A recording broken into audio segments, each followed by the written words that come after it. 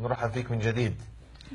أمجد، يعني في أحدكم راح ياخذ هذه النجمة اللي تؤهلك للحصول على النجمة الذهبية وتكون أنت أحد المرشحين للعروض المباشرة. هل أنت مستعد لهذا التحدي وهي المرحلة الجديدة؟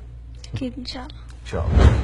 حبي لها رغم الظروف القاسية، رغم المحن حبي لها أمي سقتني في وسط اللبن، وأنا عشت فيها لأجلها عانيت، وإن غبت عنها كم لها حنيت،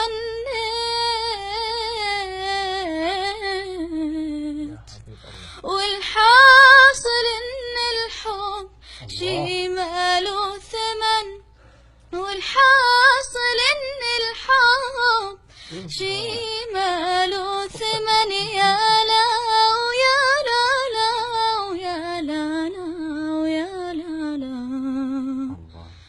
من قال محبوبة كمان قلت اليمن، من قال محبوبة كمان قلت اليمن.